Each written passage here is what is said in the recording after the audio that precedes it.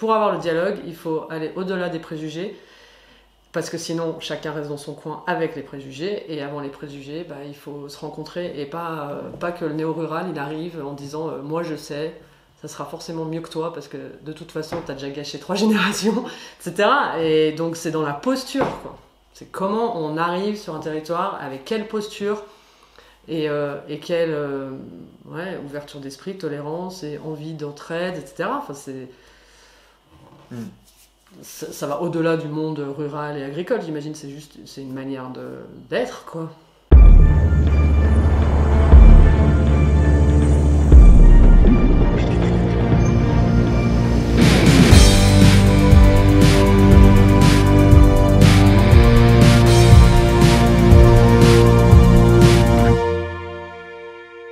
Quand on a quitté Paris, c'était donc en 2006. Là, on est parti avec une idée en tête qui était de créer un lieu d'accueil et de production. Donc on voulait se dire, il faut qu'on ait une autonomie alimentaire, qu'on ait ce lien à la terre, qu'on puisse avoir des plantes aromatiques médicinales, qu'on puisse avoir des fruits, des légumes, quelques animaux, et en même temps de l'espace pour pouvoir faire de l'accueil, pour accueillir des gens de la ville, donc créer du lien ville-campagne. Je me souviens avoir dit à Anne-Sophie, tu sais, il faut prendre le soin d'expliquer aux gens qui tu es, d'où tu viens, ce que tu fais, parce que sinon ils vont le faire à ta place et ça va être une vraie catastrophe. Et donc du coup, on a eu la chance en arrivant ici de rencontrer quand même quelques bonnes personnes. Je ne veux pas dire que les autres ne sont pas bonnes, mais on est tombé vraiment sur des personnes qui ont été vraiment bienveillants à notre égard, qui nous ont été très accueillants. Et ces personnes-là, c'était des gens du cru. Et on a pris du temps avec eux et on leur a expliqué qui on était, d'où on venait, ce qu'on voulait faire, etc. Et eux, ils ont été ensuite nos relais, en fait. Ils ont dit « Ah, mais si, c'est des jeunes, tu verras, ils sont sympas. » Donc ça, c'est très important. C'est dépasser les idées reçues aussi. C'est-à-dire qu'à un moment donné, il faut arrêter de croire que quand on arrive, les gens sont comme ça. Il faut comprendre, en fait. Mais ça, c'est le principe de base de toute relation. Il faut se mettre à la place de l'autre. Il y a une question d'empathie, il y a une question de... Voilà. Donc c'est prendre soin de la relation avec l'autre et ne pas juger. Donc ça, c'est vrai, ça s'applique particulièrement dans le milieu rural où la démographie est beaucoup plus faible. Donc du coup, on est très vite connus des uns et des autres. T'as des dire, pardon. Je pensais aussi au facteur temps. Il y a vraiment... on ne peut pas s'implanter comme ça sur un territoire. Il y a des étapes et il y a prendre ce temps-là et s'offrir ce temps d'implantation, d'installation. Il y a s'impliquer dans les milieux associatifs. Il y a... oui, c'est à la fois prendre le temps de créer des relations localement et accepter qu'il y ait des étapes dans le projet pour s'implanter, quoi.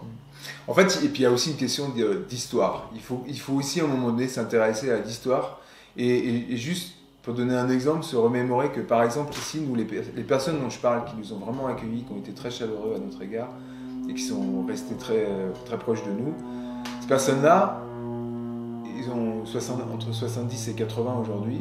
Ces personnes-là, ils ont vu arriver, ils ont connu un village, ou en tout cas la fin d'un village où ils étaient 500, on n'est plus que 150. Peuplé, déjà. Peuplé. Ils ont connu, donc entre deux guerres ou après-guerre, ils ont vu une agriculture qui a complètement changé. Ils ont vu arriver l'eau courante, l'électricité, le téléphone, la télévision, le frigidaire. Donc je ne sais pas si vous vous rendez compte, la voiture. Donc je ne sais pas si vous vous rendez compte de ce que ça représente. Ils sont passés de mode de vie où il n'y avait rien de tout ça à une explosion. Je sais pas si nous on fera le même saut que ce que cette génération a vécu là. Donc ça il faut à un moment donné il faut l'intégrer, le visualiser ça. Et après par rapport au jugement de leur pratique ou autre, il y a des choses qui peuvent mieux se comprendre. C'est-à-dire que quand on a connu la pénibilité du travail qu'ils avaient, etc., il y a effectivement eu des arrivées je pense notamment à la chimie dans l'agriculture, à la mécanisation, etc. Et ça a fait des miracles par rapport à ce qu'eux essayaient de faire à Manu, etc. Donc, ça se comprend. Ça ne veut pas dire qu'il faut forcément poursuivre certaines pratiques, mais il y a des choses qu'il faut apprendre. Et c'est en s'intéressant à cette évolution, à cette histoire-là, qu'on peut avoir un dialogue avec eux et revenir. Moi, je vois dans mes discussions que j'entretiens avec eux, je leur pose la question de comment est-ce qu'ils ont vécu l'arrivée des primes agricoles, comment est-ce qu'ils ont vécu... Et c'est vachement intéressant d'en parler avec eux. Mais je parle aussi du temps où ils faisaient le beurre, ils descendaient le beurre dans le puits, on parlait pas de compostage, on parlait pas de tri de déchets, c'était pratique courante. On parlait pas d'éco-construction, etc. C'était pratique courante. Des matériaux nobles dans le bâtiment, on n'utilisait que ça. Je veux dire, c'est très récent, cette masse de pollution qu'on a aussi bien dans l'agriculture que dans le bâtiment. Les plus grands écolos qu'on avait, c'est des paysans d'autrefois. Enfin, je veux dire, à un moment donné... Oui. Alors après, il y avait des pratiques agricoles qui faisaient qu'on pouvait abîmer plus un sol qu'un autre, qu'on pouvait déforester plus que dans certains cas. Donc il y avait des choses, mais globalement... Il y avait un cycle, tout était utilisé pour la suite, il y avait une cohérence. Donc moi, que ce soit dans l'habitat ou dans les pratiques agricoles, aujourd'hui on parle de permaculture, il y avait dans le monde paysan autrefois des très grands permaculteurs.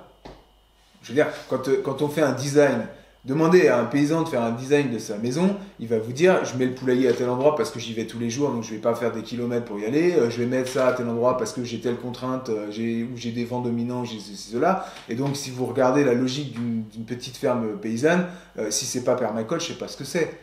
Voilà, donc on arrive nous aussi en tant que néo-ruraux avec des grands concepts, mais on n'a pas inventé l'eau chaude non plus.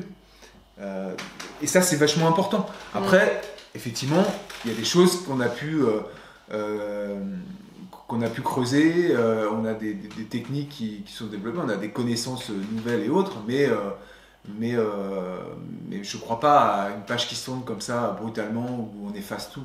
Là, on se trompe. Si en tout cas c'est cette posture-là qu'on a en arrivant, je pense qu'on se trompe.